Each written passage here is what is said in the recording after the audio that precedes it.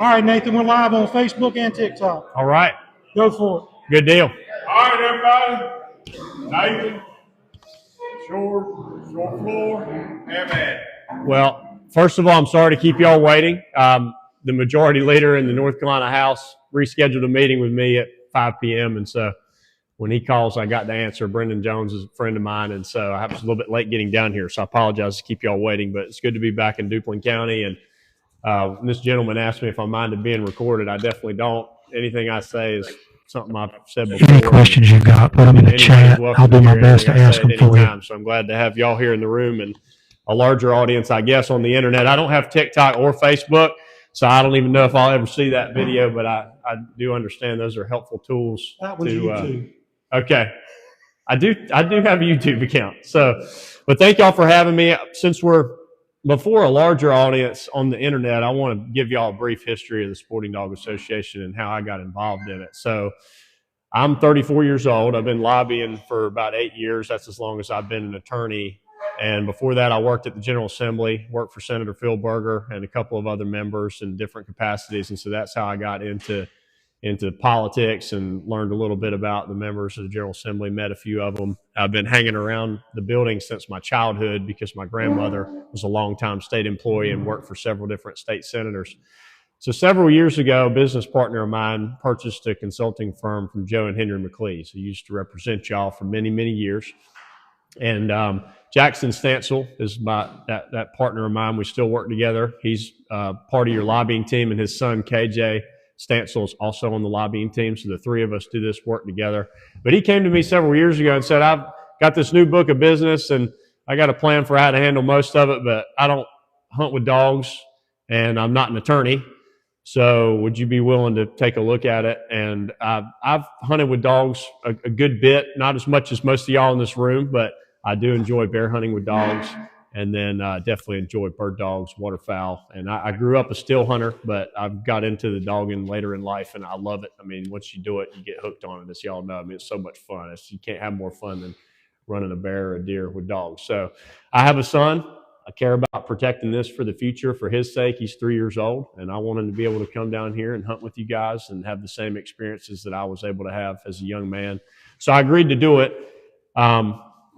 This isn't the most profitable client, and it's definitely not the easiest. Probably the hardest client I got is the Sporting Dog Association, just because of the issues that come up all over the state and at the state legislature.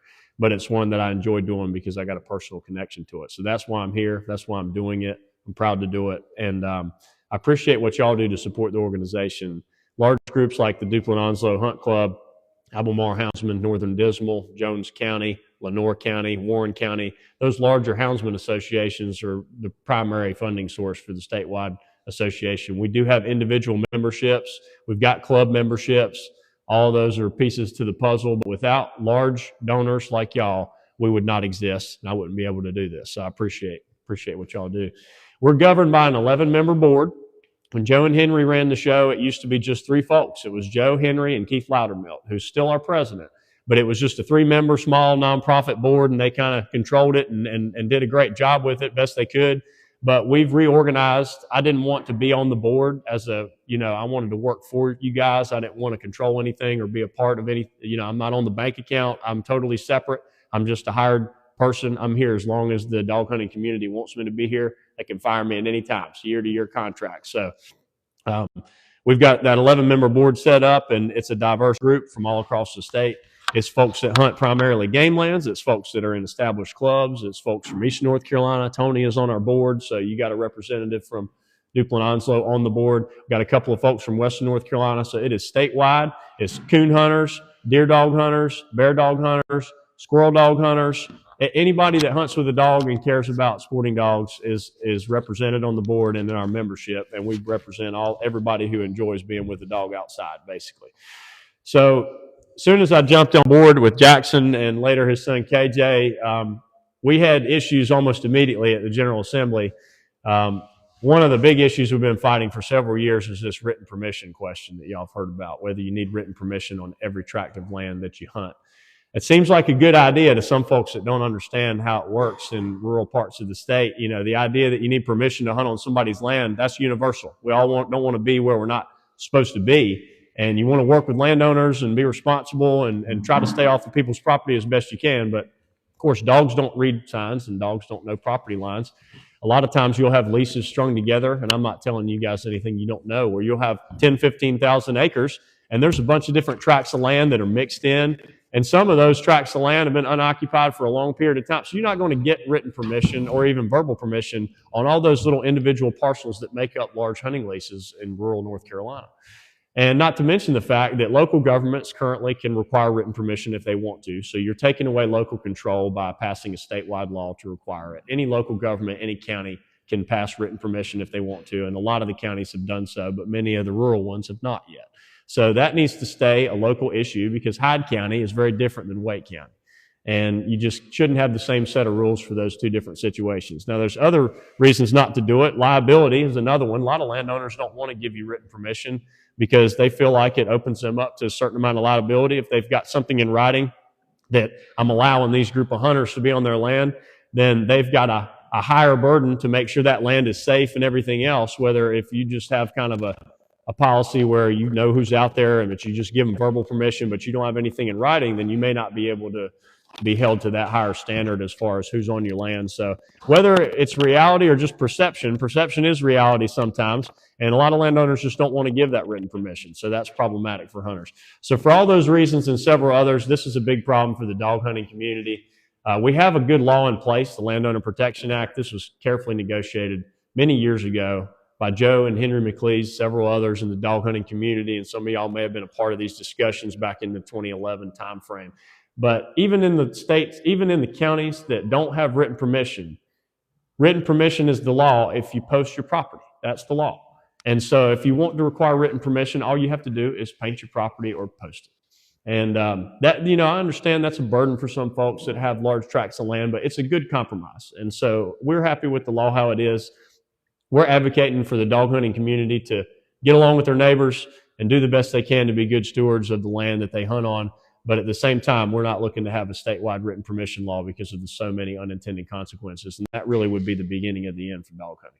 So we fought that successfully thus far. It showed up in a couple of regulatory reform bills. Sometimes at the General Assembly, things will slip in and nobody's really paying attention. And that happened a couple of times in a reg reform bill, and it was able to be, we were able to successfully advocate for it to be removed pretty early on in the process. This last legislative session, it got more traction than it had ever before. Passed one chamber of the General Assembly, the North Carolina Senate, passed the written permission law. And there were several reasons for that. And it's not because every senator that voted for it hates dog hunting. There was a lot of different issues in members' districts from trespassers, just generally speaking. And so there was frustration on the part of some large landowners and farmers and just some regular folks about people trespassing on their land. Dog hunting just kind of got caught up in the mix. That written permission law wasn't necessarily targeted at dog hunters. There were certainly some legislators that sponsored it and promoted it that are not very friendly to dog hunting and are not necessarily on our side of a lot of these issues. But a lot of the folks that voted for it were voting for it just because they wanted to deal with trespassers. They thought it was a step in the right direction. So not every North Carolina senator that voted for that bill is against hunting or against dog hunting. But that bill is a problem for us. And so we went over to we advocated as best we could in the Senate. We had a couple of senators to stick with us, but overall, the Republican caucus decided to vote all pretty much one way in favor of the bill. The Democrats also generally voted in favor of it. I think almost all of them did. So we went over to the House, and we've had some good, productive discussions with the wildlife chairman, the Speaker's office, and several other key House members who are appropriations chairs and in other positions. And I've got a pretty good feel that that bill is not going to pass this year. And so last year was the long session. This year is the short session. Every bill that passed last year is eligible till December 31st of this year. So that bill's eligible all year round. We're going to have to keep an eye on it. But we had a good group come to Raleigh last year and advocate, grassroots advocacy. A lot of folks showed up in orange and, spoke their mind in a respectful way. It was a great day.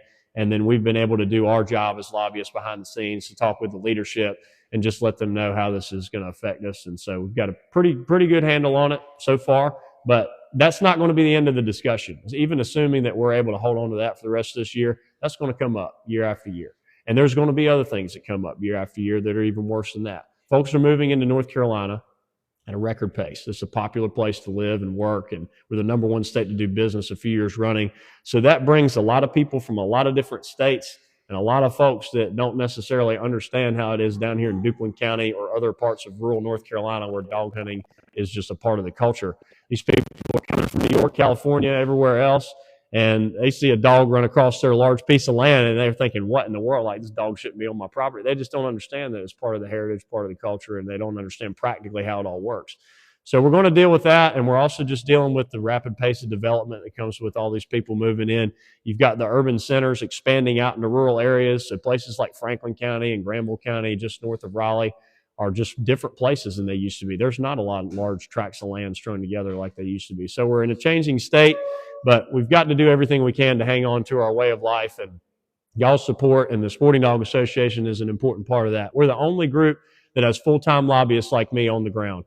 I've got a lot of other clients. I represent AT&T, Honeywell, Syngenta, ECU Health. It's a privilege to represent a lot of different clients. We represent some local governments. Sampson County is a client of ours.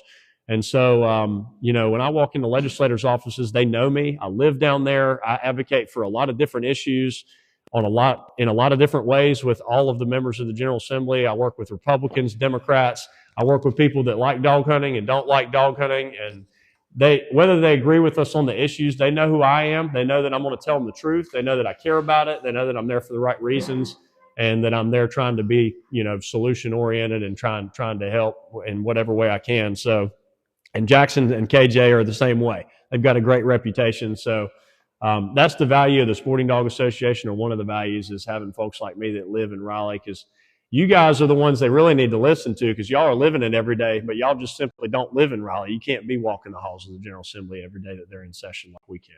And so I'll end this with sort of a call to action, and then I'll give y'all a political update for those who are interested in just kind of where we're headed for the rest of the year, and I'm happy to take any questions. So as far as what you can do, you've already given us a big contribution. Anybody that wants to join as an individual is also welcome to join. And that goes for anybody online as well. It's a $40 a year membership. So, I mean, that's what a nice bottle of wine costs. You know, it's just not that much to join for the whole year as an individual. Small clubs can join for $250. Larger clubs, we ask $500. And then sponsorships are available at various levels. ncsportingdog.com is our website. You can easily pay online, or you can print the membership form and send it to our office. But we need all the help we can get. These issues aren't going away.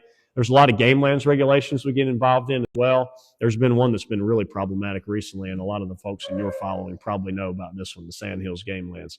That is a tough situation, and there's going to be more to come on this. I'll tell you that we're looking at some litigation options right now. Actually, I'm talking to a few attorney friends of mine on some of the options we might have in court to hold the Wildlife Commission accountable for what's going on down there. But there have been a number of Gamelands regulations that we've engaged on all across the state, and a lot of those have been pretty successful. We've been able to negotiate some compromises with the Wildlife Commission, or even get them to give up on some banning, proposals that would ban dog hunting. The Sandhills Gamelands situation thus far, they have not been very willing to work with us or engage on it. It has been a very difficult situation. They're proposing splitting up that 62,000 acres into various zones and having permit hunts on them. It's going to be a real problem for the folks that hunt down there. We're continuing to engage with the commission on it. I'm back and forth with Kyle frequently, as well as some of the commissioners. But so far, they just have not been very receptive to a lot of what we've proposed. We've tried to be solution-oriented there, propose different things. Every time we come up with a proposal, anybody out there watching online, what we're I don't have the ability to send out a link. What I've seen, share this so that other people will know he's here. It's not really. This is Nathan from the North Carolina Sporting Dog Association. We're going to keep working with them on it, but he's that's our another lobbyist example and of our where your money's attorney. going is for advocacy at the Wildlife. He represents you if you're a hunter. The legislative. Share the link, and please. the governor's office.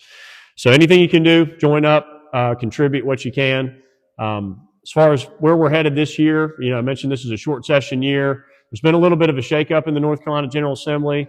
Longtime Senate leader Phil Berger, my former employer, is no longer going to be returning to the state Senate. He lost his primary in March to a very popular sheriff in Rockingham County. It was a very close race, 25,000 votes, and he lost by 24, I think, at the end. So if you ever think your vote doesn't count, you can look at that and a number of other races. It really does count. So Senator Berger has been in the legislature since the early 2000s, almost 25 years, or maybe a little more than 25. He's been the Senate leader since 2010. So that is going to shake up the balance of power in the state legislature. The majority caucus elects the leader, If you're watching but they have online, not had an election click share for a and share leader the since link. 2010, and that one was This kind is of the North automatic. Carolina because Sporting Berger was Dog the minority Association. leader. We're Republicans live took over, so he's just at the Duplin automatically Onslow in. Hunters So Association. they've not really had a process like this since really the 1980s. So it's going to be interesting to see how that shakes out. I'm not going to comment on who the front runners might be. There's some folks that have publicly declared they're interested. There's some other folks that haven't been out in public that also are interested. But I just hope whoever gets elected has got the right mindset and puts the needs of the state and their people before everybody else, which is what I think Senator Berger has done. I think he's done a tremendous job. I see you guys in the And comments, but I'm unable it to shows where our respond right state was in now. 2010. We're in debt to the federal government. I don't Now we're have the enough number one state bandwidth to do run my business. computer, I think so he's I'm done a streaming on tremendous my job. It's phone. unfortunate that he lost that race, but time marches on. In the House, probably the biggest shakeup after the primary was that the era of the moderate Democrat in the House is over. There are no moderate Democrats anymore. Governor Stein and Governor Cooper have targeted each one of the Democrats that were willing to reach across party lines and vote on any type of veto override or budget bill. And they have systematically knocked off each one of those Democrats that would really work with Republicans on different things. And they got the last three of them this cycle. There were three more that Carla Cunningham, Nassif Majid, and Shelley Willingham. And all three of those have been willing to reach across party lines on different issues, whether it's social issues or budget issues.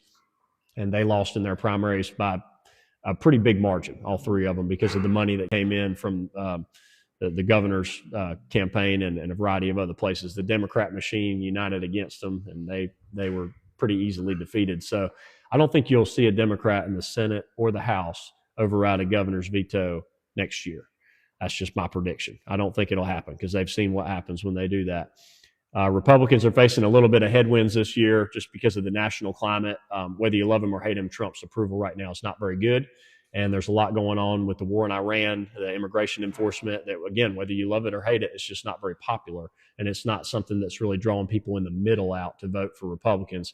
There's a lot of time till November, and the candidates do matter. What President Trump doesn't dictate everything down the ballot, but the national mood does really contribute to what happens in state politics. And so there's just not a whole lot motivating Republican turnout right now. You've got a really popular Senate candidate on the Democratic side in former Governor Roy Cooper, who has easily won his statewide elections at the same time President Trump was winning them. So you had Democrat Roy Cooper win while President Trump was winning. So Roy Cooper's a pretty formidable opponent. Michael Whatley is kind of a newcomer on the other side. He's well known by Republicans, but not very well known statewide yet. But again, plenty of time. There's a lot of money going to be spent. I've been told that race could reach as high as $600-700 million by the end of it. And it could even get close to $1 billion.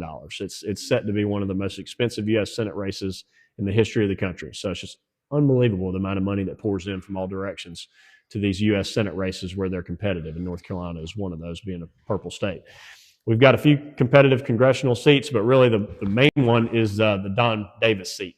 And Representative Congressman Davis has been able to win that election in the past, but his district has gotten a little worse for him. Republicans in the state legislature redrew that. So he's facing Lori Buckhout in a rematch in District 1. And this time the district, President Trump won that district by 11 points, or so, give or take. So Lori Buckhout's got a little bit better chance than last time, but Don Davis is still very popular and still a good candidate. So we just have to see how that shakes out. In the state legislature, Republicans will remain control of both chambers. Even in a good Democrat year, you're still going to have a Republican state House, Republican state Senate. Of course, you have a new Senate leader.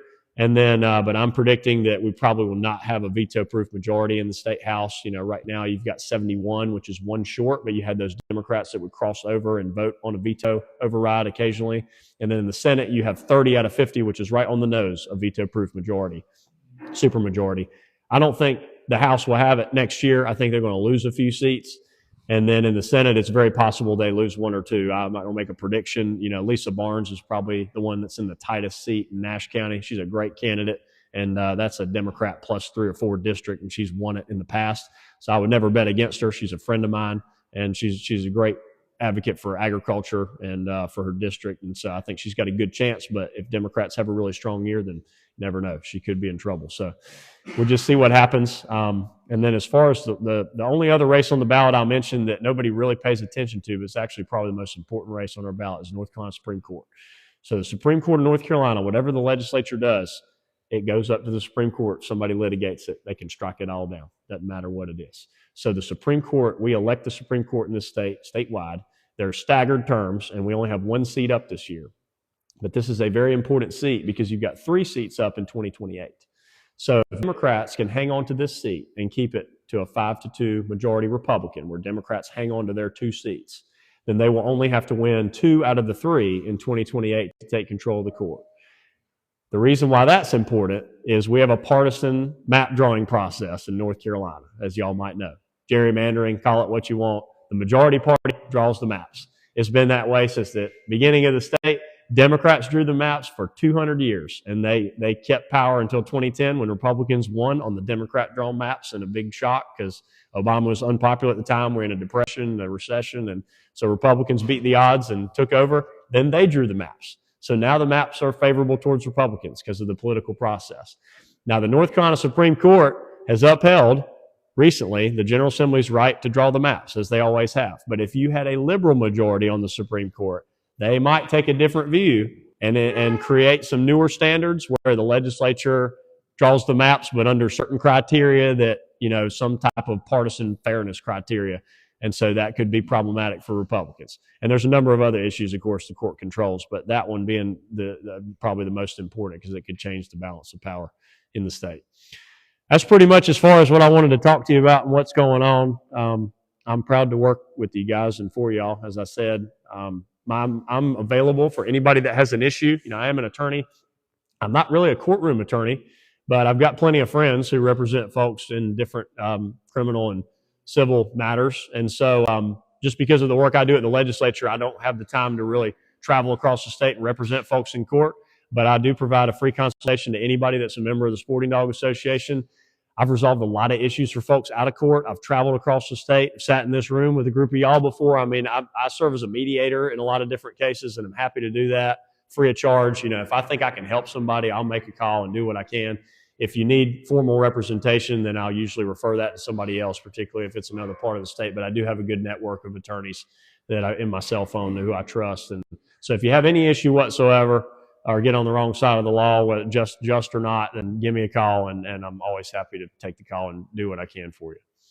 But I've got some questions from some people online, but is there anybody in here that has a question first? Yes, sir. So, asking totally out of ignorance, what's driving the justification for locking down the Sandhills Gamelands? Well, the short answer is there have been some issues on the Sandhills Gamelands, and nobody is disputing the fact, our guys aren't disputing it either, that there's been some renegade groups, I guess I would call them to put it politely, that are running all over everybody's stuff down there. And so there's been a level of criminal activity and violence and frustration that is unique as far as the Sandhills Gamelands goes. Now, I'll try to be as polite as I can to the Wildlife Commission. We brought a bunch of solutions to the table from the very beginning, and we engaged with them very, very early on.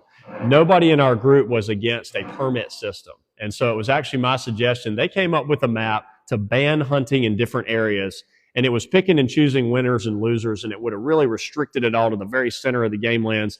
And then, it wasn't a good map, and it was completely arbitrary. So we suggested, instead of trying to draw lines around different property owners, and it was all political too. There were certain areas you could tell because of certain individuals, they had kind of drawn it out.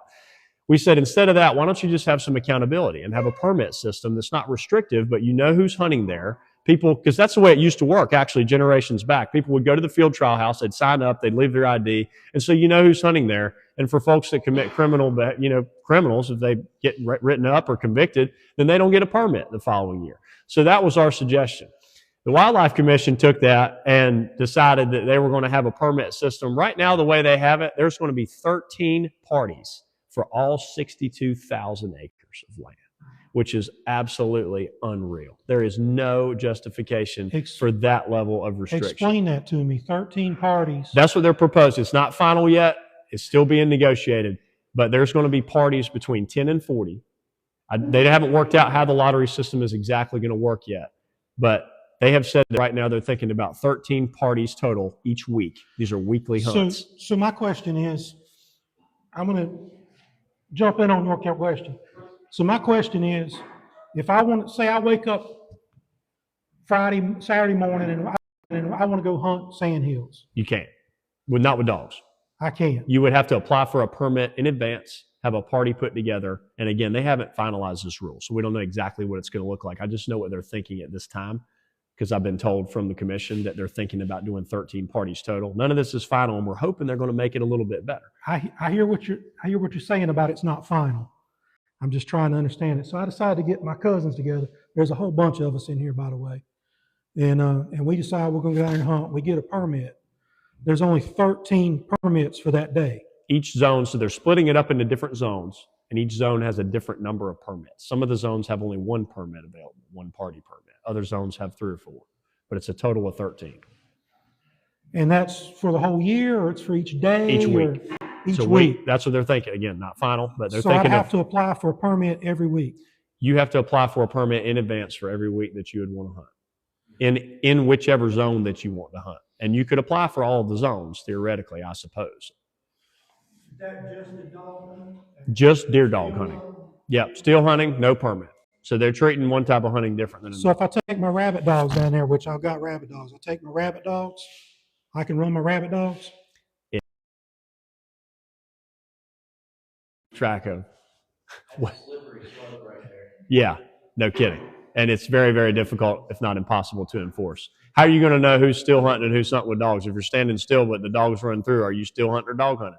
I don't know how they're going to work that out. And again, like if you say you got rabbit dogs, but the dogs are running whatever, how are you going to know what type of dogs you got? Well, my dogs are kind of dumb. They might run a rabbit. They kind of like possums too, so. You know, that's a problem the Wildlife Commission has created for themselves. I don't know how they're going to deal with that. It's impossible to enforce. A friend of mine is a retired, fairly high-ranking officer with the Wildlife Resource Commission. He's retired now and kind of speak his mind. Yeah, He said it's a nightmare. I'm sure it will be. He said it'll be an enforcement nightmare. Glad he's retired. Yeah, and what's interesting to me is the Wildlife Commission has told us all along we don't have the officers to enforce the law, so that's why we got to come up with these restrictions. But the restrictions they put in place require more officers than ever before to enforce them because of the way that they're written. So it's a little bit of a paradox, and you know, all we can do as a group is advocate the best we can, try to come to the table with solutions, and then there, like I said, there may be some options in the courtroom related to the Sandhills Gamelands, but we'll just have to see how that plays It's out. good to hear that you're talking about taking them to court, but I want to make sure I understand. The statement is we don't have enough officers to support and enforce the laws. So we need to make more laws and more rules? Because we don't have enough people to enforce the ones we got, we need to make more. You said Are it. you actually saying that's the You argument? said it, not me. Yeah. I'm not a smart man. Matter of fact, I'm from Tick Bite, North Carolina. I That's know near where Bug Tick Bite Tussle, is. Skeeter Pond, and Dog Patch and all that stuff. But that don't make horse sense. Yeah. And what's very concerning is, of course, if they use this playbook on the Sandhills, what's to stop them from using it in Caswell County or somewhere else, these large tracts of land? Yeah. Yeah, this is a pilot program. If they get this to stick, it's going to go everywhere. Yeah. If you can buy a permit, you'll be able to can't buy a permit and take it from your money. Your club can buy a high dollar permit from you, but if you can't, you're not going to. Well, I will say the permit cost is low. You know, that's actually set in state law, not defending them or anything, but so that right now that's not an issue. I guess it could be in the future, but it would have to take a change in the state law for that. There's a number of permits they have to issue written in state law. No. So what they So they give did, you one permit for the whole game land, and they've done their due diligence. so the Wildlife Commission has to go through the rulemaking process to pass Gamelands regulations. This means they publish the rule, they go through notice and public comment, and then they publish a final rule, and then they implement it. So their rule that they published basically just said, and I'm paraphrasing, that we're going to have a permit system for deer dog hunting. That's all it said. It never mentioned that we're going to split the gamelands up into zones. It never mentioned how restrictive it was going to be. All of those decisions were made after the notice and public comment period was over. And so to me, I think there's some legal issues there. I think that's a violation of the Administrative Procedure Act, and that was what I commented publicly on behalf of the Sporting Dog Association. You're supposed to give the public real notice of what you're doing when you're going through the rulemaking process. And dog hunting is banned on certain small parts of the gamelands that are really probably not problematic other than the fact that they didn't go through the process. Like you can't propose a rule that says we're going to have a permit system, but not give any indication on how bad it's going to be, no indication you're going to split it up into different geographic zones, and then no indication you're going to ban it in certain areas. There wasn't an opportunity for the public to comment on any of that. That was all negotiated in the Wildlife Commission behind the scenes after the fact, after the notice and public comment period. So that's just one of the couple areas where I feel like they are a little bit vulnerable. So we're having a few conversations. Engaging in litigation with a government agency is a complex thing. It's not something to be entered into lightly. I'm not making any promises, but I can tell you that I have had some conversations with a few of my friends who deal with constitutional litigation and government agencies and the Administrative Procedure Act. And just like any other issue, we're exploring any opportunity to be helpful. So that's one of them. I want to ask a question to the people in attendance. If you knew about a meeting that was held between Wildlife Resource Commission about the Sandhills Gamelands before that meeting took place, say aye.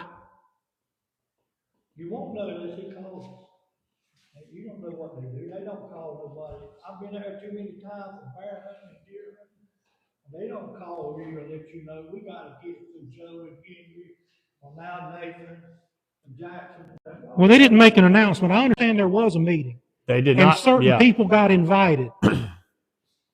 So I didn't do any of the inviting to the meeting. I'm not in charge of any I'm of not that. saying you invited them. Do any of the inviting to the meeting. I'm not in charge of any I'm of not that. saying you invited them. Yeah. I'm saying that Wildlife invited them. So the Wildlife Commission in this case, and I guess they've done it this way with some other gamelands regulations.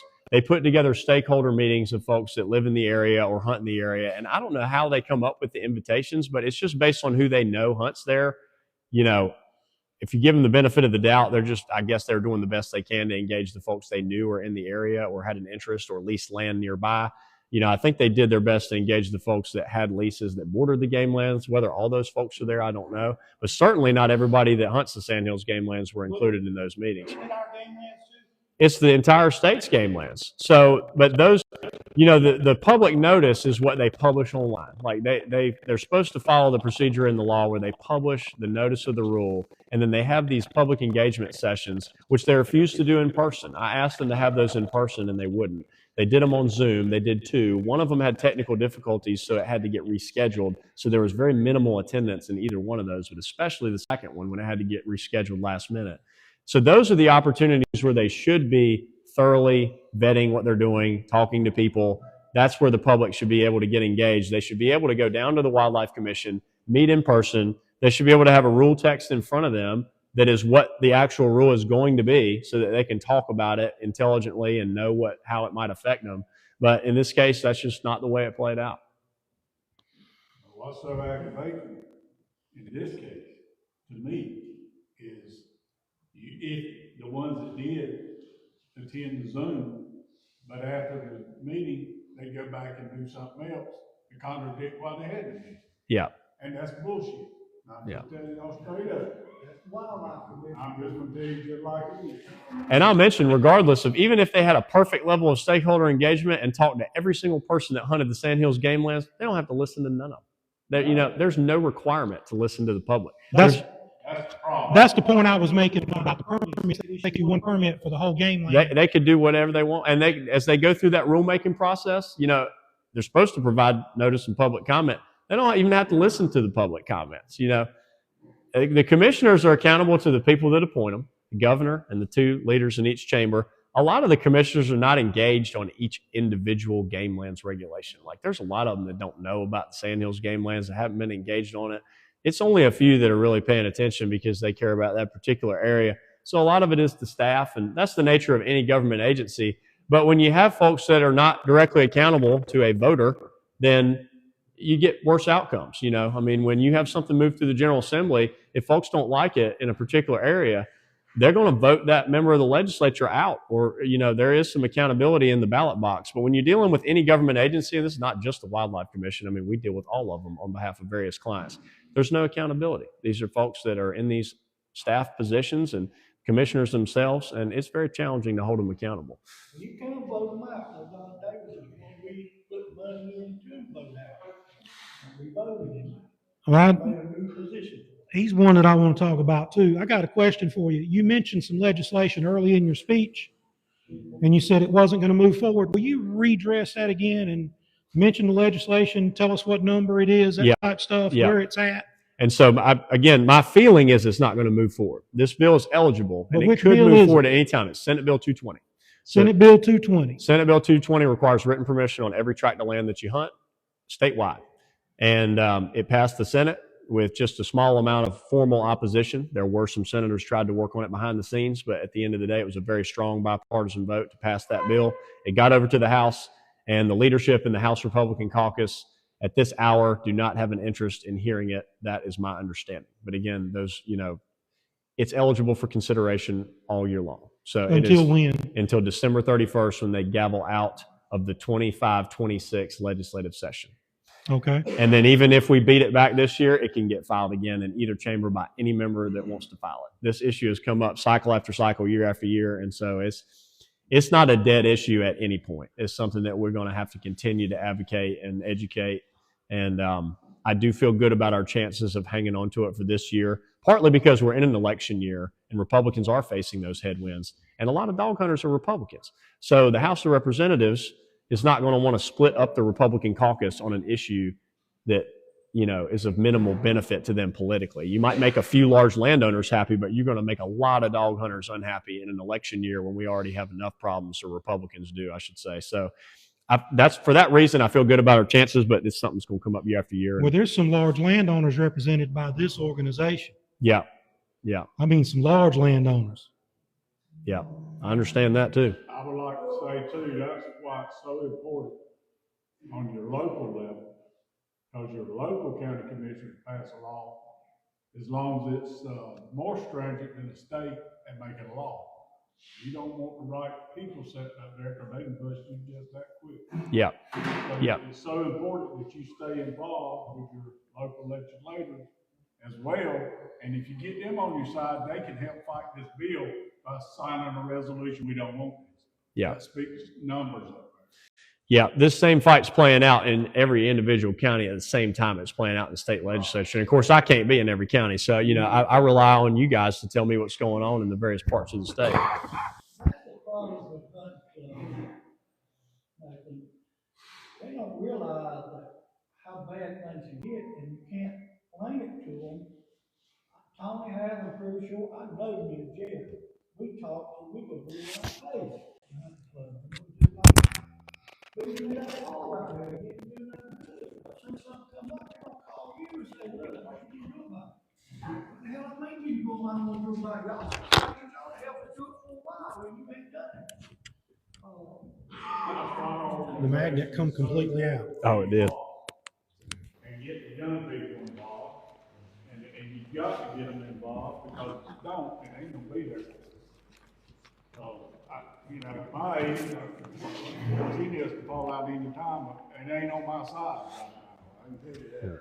Jeff, yours, I mean, the ones that keeps toting the load is not gonna be there now. You ain't got to be your age. You can get hit by a car like I did and you're gone. But I'm saying, you got to stand, and when I saw him and Raleigh up there, I was walking the halls like you were, remember, I passed you and all.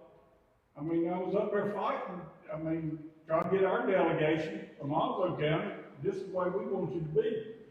And it's so important that you have your county commissioners, each county involved in it. Duplin Onslow weren't involved in that meeting when people went up there, because we would understand that.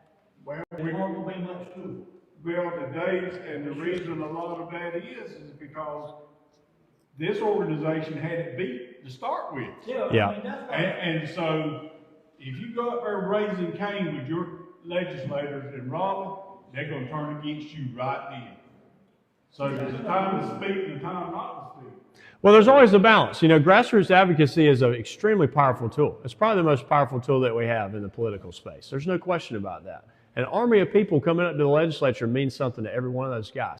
But at the same time, when you're on the winning side of an issue and you got assurances from leadership that this is going to play out in the way that you want, then you need to be careful about how you advocate and how you use that grassroots tool. Because if you get the wrong group of people in that large crowd to say the wrong thing to those folks that are on your side, then things could change. So, everything is a balance. There's a place for grassroots advocacy we've got to have together on.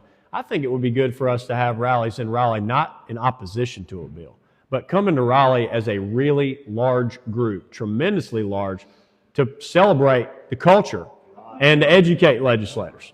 And not up there fighting a bill, but just this is who we are, this is of great importance to us and our children, it's how we live, and meet with your local delegation, have a big rally, and I mean, we could have a tremendous crowd up there and it would all be pretty positive, and I think that would be pretty impactful. So that's something we're all going to look at for the 27 long session for sure. That was one thing I wanted to touch on. I think it's very important that every time that we talk to our politicians, that we're just not backing them over hunting. Yeah. Tell them how good a job they're doing for the schools or, for our economy or whatever. Yeah, and you need to get to know them, because the first time you see them, you don't want the first time you see them to be asking for something. That's right. And it's all about relationships, and so you need to, support their campaigns if you can. Show up to their events. Put out signs for the ones that you believe in and that you like. Spend the time to volunteer in the campaign and support them. And then when you walk into their office and they know that you invested and you care about them, and they'll be more likely to listen. I want to mention one other issue that I know a lot of folks have been following, and that's the federal farm bill recently. I was getting ready to ask you about that. Yeah, so that issue is in a pretty good place at this hour due to grassroots advocacy.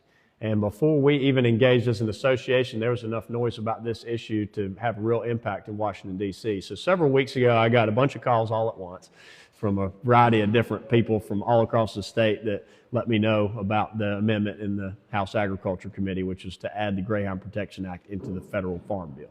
Now, in spirit, that law has some merit. They don't want greyhound racing. There's only 2 tracks in the United States. In the United States, in there's West 2 Virginia. tracks. But, greyhound racing, not very popular, and so they wanted to outlaw greyhound racing, but the animal rights activists slipped in a provision in there that prohibited live lures and open field coursing, and it didn't define it.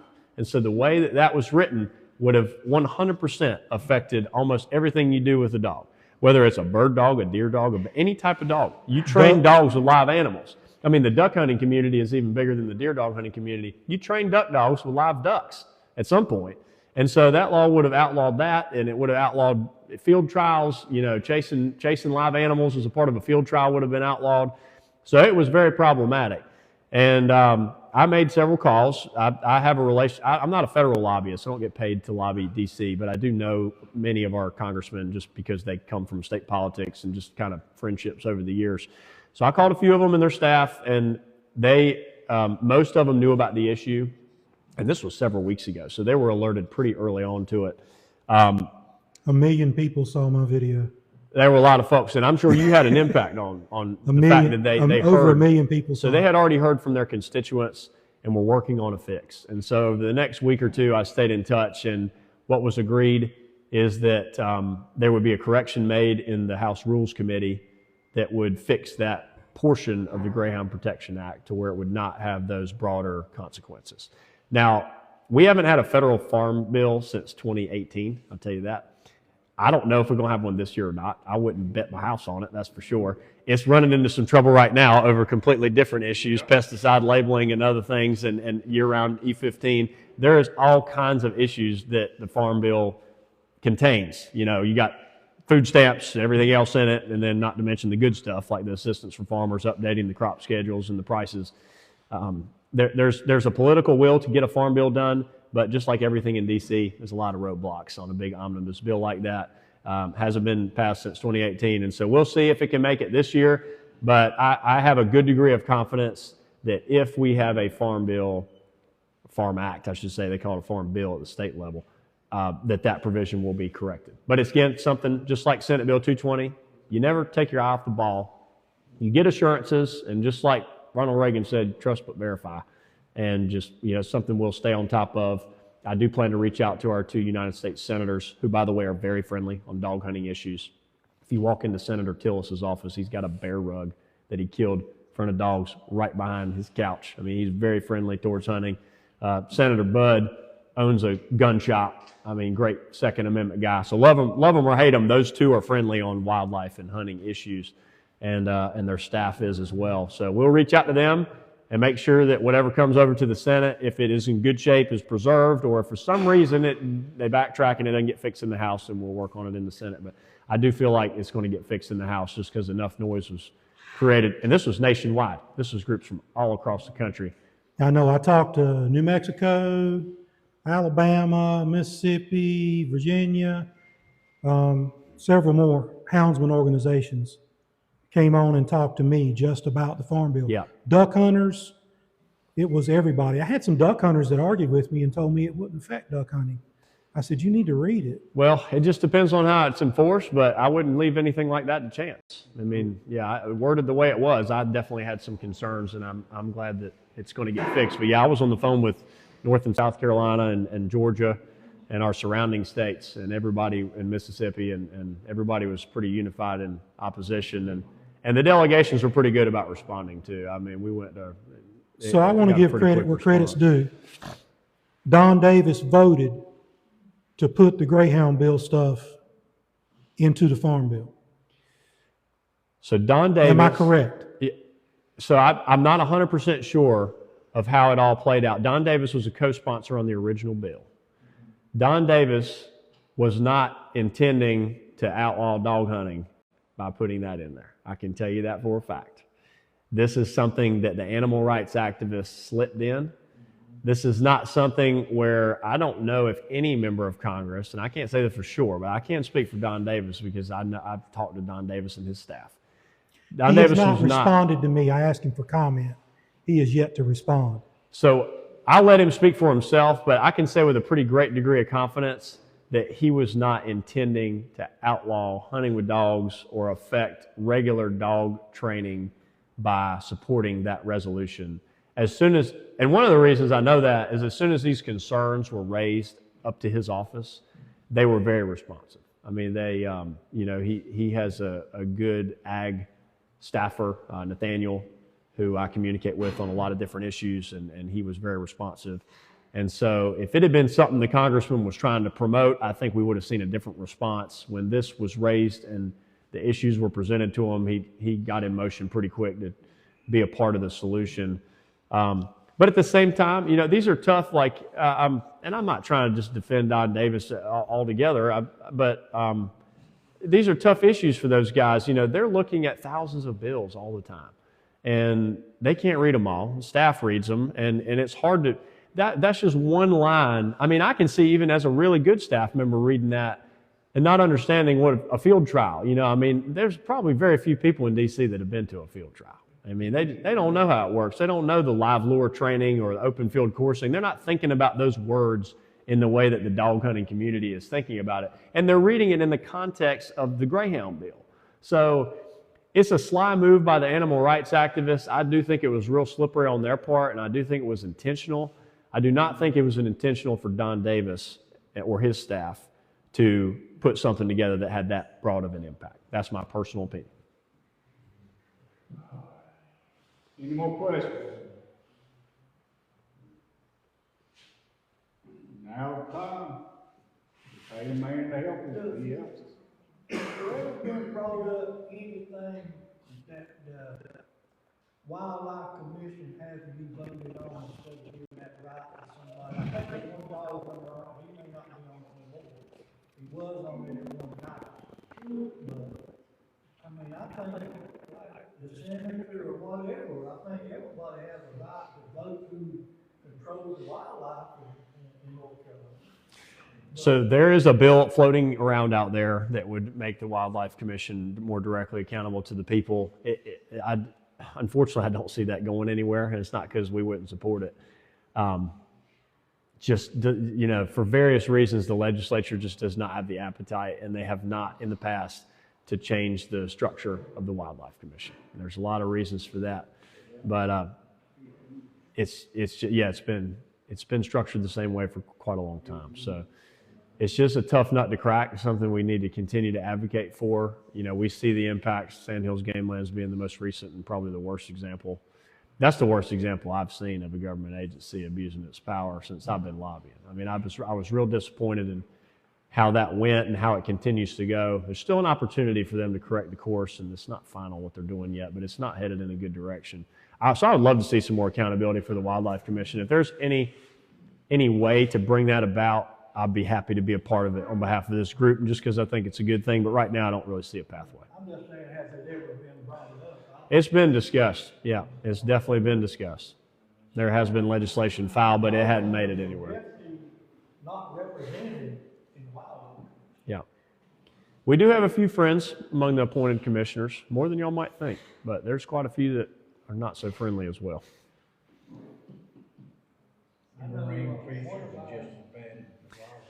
Yeah, that's a whole separate issue. Well, we can do a whole other podcast on that one. One of our representatives told me point blank that if they ever got a Republican governor, that he would put a bill in to right to retreat. He said, but it ain't no sense in putting it in because they won't veto it as soon as it gets through the governor. They won't go to it. I think there is a pathway at some point to get the right to retrieve in North Carolina, but that is a challenging issue. Yeah, it's challenging. I'm too old for it, but I love that little money.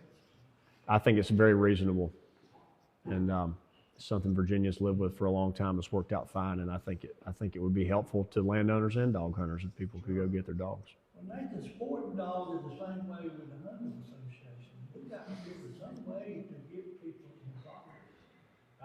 Jeff's tried, I've tried, he's tried. So far, 90% of what's in here is from Hubcats Hunting Club. He's pushing them to come, but You leave the horse to the water, but you can't make it drink, please. sometimes he needs to be held under the water so he'll pull it a little bit. Well, I'll tell you what, they need to get pandemic killed us, just like it did everything else. I think we used to have on a scheduled meeting, we'd have 125 to 148 people. I mean, we feel this building full, but it's, ever since then, of course, you've heard a lot of things that's never been covered. I remember having cut steaks or two, so we can have more there. Well, Nathan, I've been up to Raleigh with these grassroots organizations myself. And I will tell you, trying to get people to go is almost like trying to pull hen's teeth. It can be hard. Because they'll tell you, why have you got to have it during the week? Why you got to have it during the week when I got to work? Well, that's when government operates. Yeah. But the same guy that told me, why have you got to have it during the week? So he can take off work to go hunting, but he can't take off work to save hunting. And that's part of our problem. I have people call me and say, can you start a chapter in our area to support this stuff? I'm like, why don't you join? Hubcat was in on that conversation. Where you at, Hubcat? Right there. He was in on that conversation.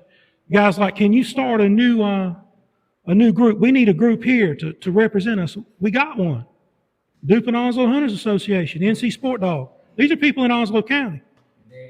And they ain't here tonight. Yeah. As long as somebody else will do it for them, that's what they want. Yeah. As long as somebody else will pay it for them, that's what they want. But, and I hate asking for money. Oh, yeah. I really do. I don't like it either. Yeah. But it's www.northcarolinasportingdog. NCSportingDog.com. NCSportingdog.com. Let me correct myself. NCSportingdog.com. If you hunt with a dog, I don't care if it's a deer dog, bear dog, squirrel dog, duck dog, who'd I leave out? Rabbit. I got rabbit dogs. Coon. Rabbit dogs, coon dogs. A lot of coon hunters. If you hunt with a dog and you're not a member of this organization, you must not like what you're doing. You really must not. You should join. If you live, there's a hunting organization in your county. I'm sitting with the Onslow Hunters Association. It represents 2 counties. There's a local organization that represents your county. Find that local organization and come join it. If you want to do Duplin Onslow, contact me. I'll hook you up. But join that local organization. I don't care what kind of hunting you do. Join it. Because there's a whole lot of people that don't want us to hunt. Well, if you don't want to join our organization, join Sporting Dog. mean, $40 a year. $40 a year, and you got an attorney that'll go to Raleigh and fight for you. I don't have to go there. I live there. He lives. Yeah. You want to tell me what the different levels are? Silver, gold. So there's sponsorships at higher levels for larger groups. And we do, 1,000 is bronze, 2,000 silver, 3,000 gold, 5,000 plus is platinum. And we do have some groups that come in at that real high level. And then individual memberships, like I said, is $40. And if you want to join as a married couple or any couple, 2 people, whatever, but married couple usually, then $70. So we give you a $10 discount for you're in 2026. So you would just say. So me and whatever Hubcap couple you can want to join. do. Yeah, that's right. Y'all can get together. I'll take your $70 and we'll have a little ceremony. But We already members, so. yeah. Send us some, membership. Yeah. ncsportdog.com. Send us some here. Yeah, and we can send you some paper membership applications as well. And then the club memberships, it's a suggestion. We take donations in any amount, but we try to get, for small clubs, 10 members or less, $250, and for larger clubs, $500. So that's what we ask for, but we appreciate anything anybody can do. And to your point, fundraising was challenging for the first several years of this organization because there wasn't a whole lot. In Raleigh, we were able to have the conversations that we needed to have so efficiently that the legislators were unified in opposition to everything we were opposed to for those first couple of years, that the fundraising was hard. Because when folks don't see something like Senate Bill 220 or that Federal Farm Act, they're not incentivized to contribute. It's unfortunate that you have to have something pop up like Senate Bill 220 and make it all the way through a chamber. And now all of a sudden people are calling, and I'm not going to say it's been good, but it's been better last year. There was some momentum that we built. We need help in the off years, because if we're all working together doing our job well, and you've got me and Jackson and KJ formally representing you, and you got grassroots advocacy, it should be quiet, because that means we're all doing our job and getting along. And we need the fundraising to continue and to keep the momentum during the quiet periods. It's easy to raise money during the loud periods or jump in at the last minute to try to intervene. And usually by then it can be too late. We need to be consistent. We need to have folks down there like us every day. That's the only way to be effective. And we need some lobbyists in DC too. They're a lot more expensive than us down here at the state level, but that provision in the Federal Farm Act would have been caught before it ever got to that committee for a vote if you had some equivalent of me in DC that lives there and represents sporting dogs nationally. But that's a challenging thing to do. DC lobbyists are quite expensive, and it would take a nationwide coordination to raise that money. But it's something I think we should be talking about, because I think we need advocacy at the federal level just like we do at the state level. Fortune hunting, but we don't want to spend nothing to try to stop. That's what Try to keep it. Well, any other questions? Nathan's got a long ride. Yeah, I appreciate y'all. And Nathan, we appreciate you coming. Yeah, thank you for all you do. so much.